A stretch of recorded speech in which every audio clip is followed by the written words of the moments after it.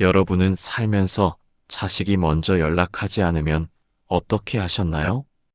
혹시 오늘도 휴대폰을 곁에 두고 기다리셨던가요?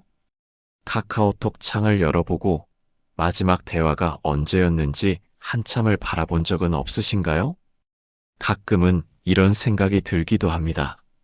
내가 부모라는 이유로 늘 먼저 연락하고 기다리고 배려해야 하는 것일까?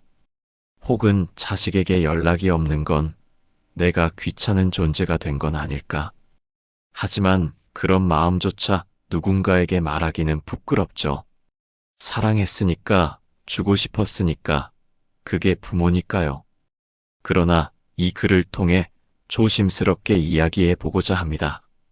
기다리는 사랑은 과연 건강한 사랑일까요? 아니면 그저 우리의 삶을 멈추게 하는 또 다른 사슬일까요? 고대 그리스 신화 속 오디세우스의 아내 페넬로페는 남편이 전쟁터에서 돌아오기를 20해 동안 기다립니다. 그 긴 세월 동안 그녀는 매일 배를 짜며 오늘일까 내일일까를 반복하죠. 그러나 이 사랑은 결국 기다림이 아니라 그녀 자신의 존재를 갉아먹는 시간이 됩니다. 우리는 때로 페넬로페가 되어 자신을 잊은 채 누군가를 기다립니다. 특히 부모라면 자식에게서 연락이 오지 않아도 애써 괜찮은 척하며 오늘도 마음 한구석을 조용히 비워둡니다. 하지만 이제는 그 질문을 스스로에게 던져봐야 합니다. 나는 지금 무엇을 기다리고 있는가? 그리고 기다리는 나의 삶은 과연 누구를 위한 삶인가? 지금부터 우리는 함께 이 질문을 따라가 보려 합니다. 자식이 먼저 연락하지 않는 진짜 이유, 그리고 그 속에서 부모로서 우리는 어떤 태도를 선택해야 할지 오늘의 이 글을 통해 마주해 보시죠. 구독, 좋아요는 큰 힘이 됩니다. 자식이 먼저 연락하지 않는 이유는 단순히 무관심이나 게으름 때문만은 아닙니다. 그 이면에는 우리가 놓치고 있는 심리적, 사회적 구조가 깊이 뿌리내리고 있습니다. 이유를 알지 못하면 부모는 상처받고 자식은 피로해지는 악순환이 반복되죠. 첫 번째 이유는 기본값 심리입니다. 부모는 언제나 그 자리에 있을 거라는 믿음이 너무 강해져서 자식은 부모를 일상의 공기처럼 당연하게 여기게 됩니다. 이런 심리는 어릴 적부터 부모가 모든 것을 챙겨주며 쌓은 일종의 학습된 태도에서 비롯됩니다. 늘 먼저 연락하고, 먼저 걱정하고, 먼저 다가오는 존재. 그 사랑이 너무 일방적이었던 나머지 이제 자식은 부모는 원래 그런 존재라며 연락의 주체가 되는 법을 배울 기회를 놓치게 된 것입니다. 두 번째는 바쁜 일상 속 무감각입니다. 지금 시대를 살아가는 자식들은 시간과 정신의 여유를 잃은 채 사회라는 전장에서 숨가쁘게 하루하루를 살아갑니다. 그러다 보면 부모와의 관계는 긴급하지 않지만 중요한 것으로 밀려나게 됩니다. 그러나 중요한 것은 부모는 자식의 지금 속에 존재하지 않으면 곧 마음속에서도 점점 멀어진다는 사실입니다. 중요한데 우선순위에서 밀린 대상이 된다는 건 사랑이 없어서가 아니라 감각이 무뎌진 탓입니다. 세 번째 이유는 조건부 관계에 대한 학습입니다. 필요할 때만 연락하는 자식은 어릴 적부터 부모를 도움 주는 사람 혹은 문제 해결자로만 인식해왔을 가능성이 큽니다. 그러다 보니 평소에는 거리두기를 하다가 자신이 어려움에 처했을 때만 갑작스레 연락하는 패턴을 반복합니다. 이런 관계는 결국 도움사랑이라는 착각을 심어주며 부모의 존재를 도구화시키는 왜곡된 사랑을 강화시킵니다. 네 번째는 부모가 불편한 존재로 느껴지기 때문입니다. 대화 속에서 늘 지적, 비교, 걱정이 섞인 말투는 자식에게 정서적 피로감을 안깁니다. 부모의 사랑은 때로는 걱정의 언어로 표현되지만 그 걱정이 반복될수록 자식은 방어하고 회피하게 됩니다. 연락하면 또 잔소리 듣겠지라는 마음이 먼저 들면 전화기 너머의 따뜻한 목소리보다 예상되는 말의 무게가 부담스럽게 다가옵니다. 마지막 5번째 이유는 기다리는 부모의 태도에 대한 심리적 학습입니다. 늘 먼저 연락하고 기다리는 모습을 본 자식은 그 사랑을 당연시할 뿐만 아니라 연락하지 않아도 관계는 유지된다는 착각을 하게 됩니다. 이 착각은 관계의 균형을 무너뜨리고 부모는 점점 외로움과 서운함 속에 갇히게 됩니다. 이 5가지 이유는 자식의 잘못만이 아닙니다. 부모가 관계를 유지하기 위해 택했던 방식들이 결국 자식에게 부모는 늘 기다리는 존재라는 인식을 심어주었을 수도 있기 때문입니다. 이제는 이러한 심리적 연결고리를 하나씩 풀어가야 합니다. 왜냐하면 건강한 관계는 기다림이 아니라 마주보는 선택에서 시작되기 때문입니다. 처음 들으면 다소 낯설고 거부감이 들 수도 있습니다. 자식이 연락하지 않으면 부모가 먼저 연락하지 말라는 좋은 말입니다. 사랑하는 마음이 클수록 무심함이 힘들고 침묵이 아프기 마련인데 오히려 그런 상황일수록 먼저 다가가지 말라는 이 말은 오히려 부모의 사랑을 억제하라는 이야기처럼 들릴 수도 있습니다. 그러나 심리학적으로 이 조언은 단순한 냉정함이 아닌 관계의 균형을 회복하기 위한 의미 있는 거리두기입니다. 관계란 언제나 힘의 흐름이 있습니다. 어느 한쪽이 끊임없이 다가가면 다른 한쪽은 점점 더 멀어지게 되어 있습니다. 이것이 바로 관계의 주도권 심리입니다. 사람은 자신이 통제할 수 있는 관계에 더 큰 안정감을 느낍니다. 그런데 부모가 항상 먼저 연락하고 먼저 배려하면 자식은 관계의 긴장을 느끼지 않게 되고 그 관계는 결국 느슨한 익숙함으로 굳어지고 맙니다. 심리학자들은 이를 내적 통제 이론과 긍정적 무관심으로 설명합니다. 즉, 내가 통제할 수 없는 것에 연연하지 않고 오히려 내 삶에 집중하는 것이 스트레스도 줄고 관계 자체도 건강하게 유지된다는 것입니다. 부모가 연락을 기다리며 마음을 소모할수록 자식은 그 기운을 감지하지 못하고 오히려 더 멀어질 가능성이 높습니다. 또한 흥미로운 사실은 부모가 자신의 삶을 풍요롭게 가꾸고 있을수록 자식은 오히려 그 삶에 관심을 갖게 된다는 점입니다. 한 어머니가 어느 날부터 연락을 끊었습니다. 하지만 그녀는 가만히 있지 않았습니다. 그 대신 여행을 다니고 그림을 배우고 SNS에 소소한 일상을 남겼습니다. 그랬더니 오히려 자식이 먼저 연락을 해왔습니다. 엄마 요즘 바쁘시네. 뭐하고 지내세요? 이처럼 부모가 나 없이도 잘 사는 모습은 자식의 무의식을 자극하고 궁금증을 불러일으키는 계기가 됩니다. 이는 사회심리학에서 말하는 심리적 자극과 궁금증의 역학입니다. 부모가 너무 가깝고 항상 곁에 있을 때는 그 존재를 당연하게 느끼지만 거리가 생기고 정보가 줄어들면 오히려 그 존재가 궁금해지고 그리움이 스며들기 시작합니다. 자식이 먼저 연락하게 만들고 싶다면 기다리는 부모가 아닌 자신을 살아내는 부모가 되어야 합니다. 기다리는 것을 멈추는 것은 사랑을 포기하는 것이 아닙니다.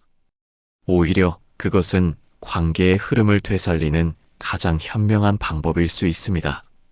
때로는 거리를 두는 것이 서로에게 더 깊은 연결을 만들어주기도 합니다. 누구나 한 번쯤은 생각해 봅니다. 나는 지금 나답게 살고 있는가? 그러나 부모가 된 이후 많은 이들은 자신이 아닌 자식을 중심으로 인생의 궤도를 다시 설정합니다. 어린 시절의 뒷바라지부터 시작해 입시, 취업, 결혼까지 언제나 나보다 자식이 먼저였고 살보다 기다림이 앞섰습니다. 그렇게 스스로를 밀어낸 채 살아온 부모의 시간은 어느 순간 공허함과 외로움이라는 감정으로 되돌아옵니다. 철학자 니체는 말했습니다. 소중함은 결핍 속에서 자란다. 늘 곁에 있는 것에는 고마움을 느끼지 못하고 오히려 사라졌을 때야 비로소 그 가치를 깨닫게 됩니다. 부모의 존재도 마찬가지입니다. 언제든 연락하면 받을 수 있고 필요할 때마다 도와주는 부모는 어느새 자식에게 존재하되 투명한 존재가 되기 쉽습니다. 그렇기에 니체는 부족함을 일부러 만들어야 관계가 더 견고해진다고 강조합니다. 카를 융의 심리학에서 개성화 과정은 아주 중요한 개념입니다. 개성화란 한 인간이 자신의 무의식을 자각하고 진정한 자아를 향해 나아가는 여정을 의미합니다. 중년 이후의 삶은 이 개성화의 핵심 시기입니다. 그동안 외부의 기대와 역할에 맞춰 살아온 자신을 내려놓고 이제는 내가 누구인지, 무엇을 좋아하는지, 무엇을 위해 살고 싶은지를 묻는 시간이지요. 부모로서의 역할을 다해왔다면 이제는 존재 자체로 아름다워질 권리를 되찾아야 할 시간입니다. 그러나 현실은 다릅니다. 부모는 자식이 연락하지 않는 것에 서운해하면서도 동시에 자식의 일거수일투족에 모든 감정의 무게를 걸어둡니다. 이처럼 외부의 반응에 내 감정이 전부 좌우될 때 인간은 스스로의 주체성을 잃게 됩니다. 이럴 때일수록 자기 삶의 중심으로 돌아가기는 선택이 아니라 생존의 방식입니다. 자식을 위하는 길은 내가 살아있는 삶을 살아내는 것에서부터 시작됩니다. 한 어머니는 이런 고백을 했습니다. 이제 더는 기다리기 싫어요. 그래서 골프를 시작했어요. 처음에는 외롭고 허전한 감정을 달래기 위한 시도였지만 시간이 갈수록 기다림보다 살아감이 더 깊은 충만함을 안겨주었습니다. 놀랍게도 자식은 어머니의 일상을 궁금해했고 전화기 너머로 엄마 요즘 바쁘신가 봐요. 나중에 골프같이 해요라는 말을 전했습니다. 이것이 바로 존재를 회복하는 힘입니다. 기다리지 않으면서도 사랑할 수 있고 채워지지 않으면서도 연결될 수 있는 부모의 성숙함은 바로 자기완성이라는 이름의 철학에서 비롯됩니다. 내가 먼저 나를 사랑해야 자식도 나를 바라봅니다. 내 삶이 충만해야 자식도 함께하고 싶어집니다. 기다림이 익숙해진 이들에게 이제는 존재함으로 사랑을 보여주는 법을 배워야 할 시간입니다. 이 세상 어느 이야기보다도 오래된 관계가 있습니다. 바로 부모와 자식입니다. 인류가 존재하는 한 끈이지 않았고 신화가 태어나기도 전부터 존재해온 이 관계는 신화 속에서도 숱한 상징과 은유로 표현되며 인간 내면의 갈등과 사랑을 담아왔습니다. 그 속에는 지금 우리의 현실과 닮은 모습이 있습니다. 먼저 연락하지 않는 자식, 기다리는 부모, 상처받는 사랑. 그 모든 이야기는 이미 수천 년 전 신화 속에도 존재했지요. 불을 인간에게 가져다 준 프로메테우스의 이야기를 떠올려 봅니다. 그는 신들의 분노를 무릅쓰고 인간에게 지혜와 생명을 주었습니다. 하지만 인간은 그 희생에 감사하기보다 곧 그 존재를 당연하게 여기고 무심히 잊어버립니다. 부모의 사랑도 이와 비슷합니다.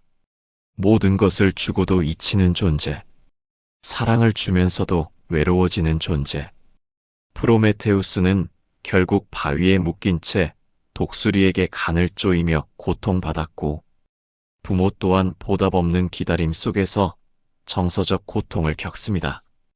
오이디푸스의 이야기는 더 복잡한 심리를 드러냅니다. 자신이 부모임을 알지 못한 채 그들을 밀어내고 비극의 길로 걸어간 오이디푸스는 인간 내면 깊숙한 곳에 있는 불안과 두려움, 죄책감을 상징합니다. 자식이 부모와의 거리를 두는 심리에는 단지 피로감이 아닌 복합적인 감정이 얽혀 있을 수 있습니다. 미처 말하지 못한 상처, 다가가기 어려운 죄의식. 그래서 때론 자식은 침묵으로 응답하고 부모는 그 침묵을 외면으로 오해하게 됩니다. 또 다른 신화, 이카로스와 다이달로스의 이야기는 자식의 자율성과 부모의 불안을 동시에 비춥니다. 날개를 단 아들 이카로스는 태양 가까이 날고 싶어 했고, 아버지 다이달로스는 낮게 날라고 경고했습니다. 하지만 결국 아들은 태양의 열에 날개가 녹아 바다에 떨어지고 맙니다. 부모는 자식이 다치지 않기를 바라며 늘 충고하고 훈계합니다. 그러나 그 조언은 때론 통제처럼 느껴져 자식이 멀어지게 만들죠. 그리하여 자식은 무리하게 높이 날아가고 부모는 그 추락을 지켜보며 괴로워하는 운명에 처하게 됩니다. 크로노스와 제우스의 신화에서는 또 다른 진실이 드러납니다. 크로노스는 자신의 자식이 자신을 무너뜨릴까 두려워 태어난 아이들을 모두 삼켜버립니다. 그러나 마지막 제우스는 살아남아 아버지를 몰아냅니다. 이 신화는 세대 간의 갈등과 권력 투쟁의 상징이지만 오늘날 부모와 자식 간에 존재하는 말 못할 기대와 두려움, 오해의 틀을 상징하기도 합니다. 그리고 한국 설화 속에는 아들을 기다리며 연못 앞에 앉아있던 어머니가 결국 연못이 되어 사라졌다는 이야기들도 있습니다. 그 연못은 슬픔과 기다림의 형상이 되어 지나가는 이들에게 사랑이란 무엇인지 조용히 묻습니다. 마르지 않는 사랑은 정말 존재할 수 있을까요? 혹은 사랑이란 결국 스스로를 녹여내는 연못이 되어야만 가능한 걸까요? 신화는 과거의 이야기가 아닙니다. 지금 이 순간 부모의 마음 속에도 자식의 망설임 속에도 신화는 살아 숨쉬고 있습니다. 그 신화를 어떻게 해석하고 살아낼지는 우리의 선택에 달려 있습니다. 사랑은 느끼는 것이기도 하지만 표현하는 것입니다. 그런데 우리는 종종 가족은 말하지 않아도 서로의 마음을 안다는 오래된 신화를 믿습니다. 특히 부모와 자식 사이에서 말이 필요 없다는 믿음은 사실 관계의 단절을 더욱 깊게 만드는 착각일 때가 많습니다. 사랑은 침묵 속에서도 피어나지 않으며 오히려 표현되지 않은 사랑은 오해와 거리감을 남깁니다. 많은 부모는 자식에게 연락이 없을 때 바쁘겠지, 나중에 연락하겠지 하며 애써 마음을 달래지만 그 속엔 말로 전하지 못한 서운함과 외로움이 쌓이기 시작합니다. 그러면서도 자식에게 그 감정을 제대로 표현하지 못한 채 또다시 잔소리나 훈계로 감정을 감춥니다. 문제는 바로 그 감정 표현 방식입니다. 마음은 따뜻한데 전달되는 언어는 차갑거나 무거운 경우가 많기 때문입니다. 자식은 부모에게 연락을 하고 싶지 않다는 게 아닙니다. 연락을 하면 왜 이제야 했냐? 뭐 하느라 이렇게 바빴냐? 연락 좀 자주 해라 같은 말들이 반복될 것을 알고 있기에 그 대화를 피하게 되는 것입니다. 결국 이는 정서적 피로로 이어지고 자식은 부모와의 소통을 의무로 인식하게 됩니다. 즐겁기보다는 부담스러운 만남이 반복될수록 그 관계는 점점 더 조용해지고 맙니다. 하버드 심리학 연구에 따르면 긍정적 대화 경험이 반복되는 관계는 연락 빈도가 자연스럽게 늘어난다고 합니다. 즉, 자식이 먼저 연락하고 싶도록 만드는 부모는 말 한마디, 태도 하나가 따뜻하고 편안한 사람입니다. 그 대화 속에는 지적보다 공감이, 훈계보다 칭찬이 자리 잡고 있습니다. 한 어머니는 변화의 첫걸음을 이렇게 시작했습니다. 이전에는 왜 이렇게 연락이 없냐는 말부터 꺼냈지만 이제는 너 목소리 들으니까 좋다. 오늘도 멋지게 잘 살고 있네라고 말했습니다. 자식은 그제야 전화기를 들며 웃었습니다. 그리고는 이렇게 말했죠. 이제 엄마랑 얘기하면 기분이 좋아져요. 언어는 관계의 통로입니다. 말의 내용보다도 그 말이 담긴 온도가 자식의 마음을 움직입니다. 자식이 먼저 연락하고 싶은 부모란 말로써 그 사랑을 부담 없이 전할 수 있는 사람입니다. 연락해줘서 고마워. 바쁜데 이렇게 시간 내줘서 고맙다. 이런 말 한마디는 자식의 마음에 작은 불빛이 됩니다. 부모는 사랑을 무조건적으로 주는 존재입니다. 하지만 그 사랑이 무조건적인 표현으로 이어지지 않는다면 자식은 그 사랑의 존재조차 잊게 될 수도 있습니다. 말하지 않아도 사랑은 있다는 말은 이제 더는 믿지 않아도 됩니다. 진짜 사랑은 따뜻하게 표현되고 말로써 살아납니다. 오래도록 기다려온 전화 한 통. 어느 날 불쑥 걸려온 자식의 목소리에 마음이 설렐 수 있습니다. 하지만 이제는 그 전화를 애타게 기다리기보다 내가 살아낸 오늘을 더 사랑할 수 있어야 합니다. 부모는 자식에게 모든 것을 주는 존재이지만 그 관계의 중심이 기다림에만 머물러 있다면 사랑은 점점 무게를 잃고 흔들리게 됩니다. 심리학은 말합니다. 행동하지 않는 사랑은 전달되지 않고 말로 표현되지 않는 감정은 존재하지 않는 것과 같다고. 그렇다면 부모는 무엇으로 자식에게 말을 걸어야 할까요? 이제는 말이 아니라 삶으로 말할 시간입니다. 당신이 그림을 배우기 시작했다는 말, 친구들과 여행을 다녀왔다는 이야기, 골프를 치며 땀 흘리는 모습을 SNS에 담아 올리는 그 작은 기록들.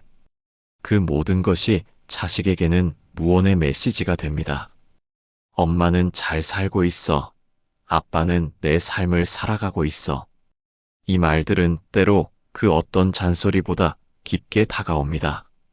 부모가 자식을 위한 희생을 멈추는 것이 아니라 자신의 존재를 잃지 않는 길을 선택하는 것. 그것이야말로 자식에게 줄 수 있는 가장 큰 사랑입니다. 무엇보다 중요한 것은 이제 자식이 아니라 자신을 위한 하루를 살아야 한다는 점입니다. 행복이란 결국 타인의 반응이 아니라 내 안에서 피어나는 감정이기 때문입니다. 부모가 되어 가장 먼저 버린 것은 자기 자신입니다. 하지만 인생의 후반, 다시 되찾아야 할 것도 바로 자신입니다. 자식이 연락하지 않는다고 무너질 필요는 없습니다. 관계는 기다림이 아니라 살아낸 시간 속에서 피어나는 것임을 기억하세요. 오늘 이야기 어떠셨습니까? 여러분의 경험도 공유해 주시길 바랍니다. 부모와 자식의 거리는 때로 멀어질 수도 있지만 그 속에서 다시 피어나는 연결의 순간들이 누군가에겐 위로가 될 수 있을지도 모릅니다. 행복 가득하시길 진심으로 기원합니다.